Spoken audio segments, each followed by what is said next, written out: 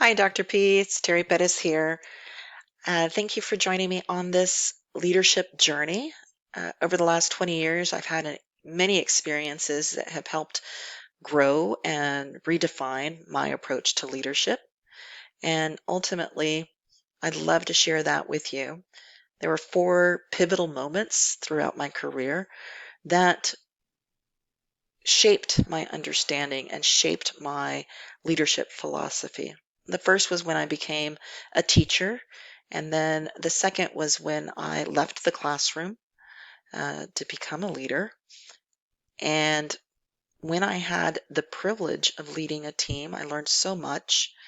And then finally, in this most recent pivotal moment, has been what I've learned leading other leaders. I'm a continual work in progress, and so I'm waiting for the next pivotal moment to show me something new and help me redefine or rethink what I think I know regarding leadership. So, how did I get into education? I was a professional archaeologist, and I became a first grade teacher. At the time, I really didn't think very much about leadership or myself as a leader. I really did think that it had to do with being a larger than life personality, like a president or the Dalai Lama, right? It had to be this charisma, it had to be in you. As a teacher, I really focused on the technical skills. I really needed to learn how to become a teacher. I was in an alternative certification program learning how to teach. It was then that my principal said, it's not just about the pedagogy. You have to remember that you are in charge of these students. You have to create a relationship with them and their parents, their families.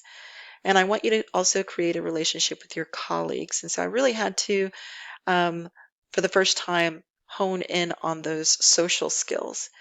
And then she pushed me to think about big concepts, how my role in the school helped the vision come alive, and to think about what my role was in the mission of the school and how to problem solve for my students. And so those were some really big key moments in education for me. Then I got tapped to leave the classroom to become a state literacy instruction coach. And that was when I really started thinking about emotional intelligence because I was in a leadership position, but without any formal authority. I was asked to inspire and motivate teachers to change their practice, to change their behaviors, and to hopefully change their mindsets with regards to literacy instruction. And I did all that without being their boss. So that really meant that I had to build relationships with those teachers and those coaches to get them to trust me, to try to these new behaviors or these new strategies, and to believe in the credibility or my expertise in that. And so I had a lot of that personal power as opposed to that legitimate power. I got a promotion within that same organization, and I was given the a team to lead. I was a project manager, and I had a cross-functional team of non-educator people, graphic designers, software engineers, and we were tasked with doing education-focused work. And it was at this time that I met my mentor, Karen, and she was a wonderful role model. She showed me how to be a servant leader, how to remove the obstacles from my team, how to see how I could get them to grow in their own right. And she showed me how to be a transformational leader. As I said, I had non education folks working on education based stuff. And so I had to get them to believe in a vision of what we could do so that they can do those extraordinary things that the project demanded. And the project at that time was to create the state's first learning management system for pre-K 12 teachers and students. We had over 1 million accounts that we supported. And that was extraordinary stuff. And I think it would never have been done without learning from Karen how to be a servant leader and how to be a transformational leader. The most recent pivotal moment has been when I joined a large charter school organization serving 44,000 students in 70 campuses that are scattered all around the state.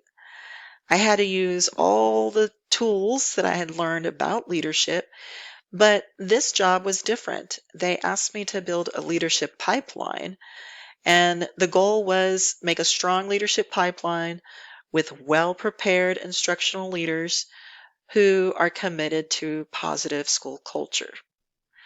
Well, this was a challenge because I had never been a campus administrator. And so I knew that I couldn't very well teach these principals or these deans or these campus leaders how to do their jobs in an operational organizational sense. But I could teach them about relational leadership. I could teach them about instructional leadership. But more importantly, I realized that being a campus leader is an extremely difficult job, but more so it is an isolating job. It's a lonely job. And so it was my mission to create communities of leaders so that they could network with each other, but more so find connection with each other and connection with their schools and connection with the organization. This connection meant that I had to create space through authentic leadership, really being vulnerable so that they could ask questions, so they could share, the mistakes and what they learned from them with each other and break those silos down. And so authentic leadership has really been how I've done the transformative work that I have accomplished here at Harmony Public Schools. That's all based on, a set of beliefs and values and guiding principles. I have some beliefs about social justice, and I think that every educator is a social justice warrior if they're committed to equity and being inclusive leaders. And this idea that we can always strive to do better and to embrace progress over perfection.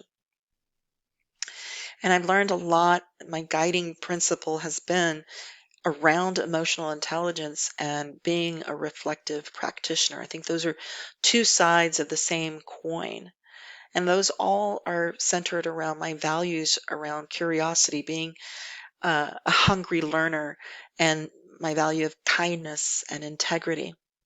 And so all of that has really played into my leadership philosophy, where I've seen myself apply different types of leadership theories, right? At the beginning of my career, being skills focused, and then going into a path goal, knowing that I had to meet people where they are so that I could get them to where they needed to go. And then ultimately trying to make my organization a learning organization where our leaders, our campus leaders, our district leaders, were the lead learners, showing how you can learn from each other and how you can have an arsenal of strategies. And speaking of strategies, I really do think that leadership is about having a toolbox, if you will, of all these leadership theories or leadership strategies, in my opinion.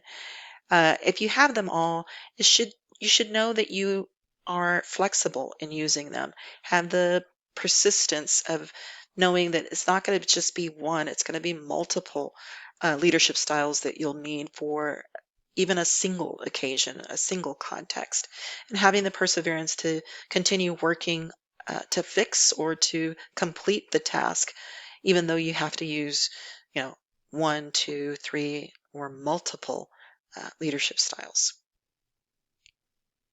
And with that, I say thank you as I look forward to hearing from other people what their leadership philosophies are.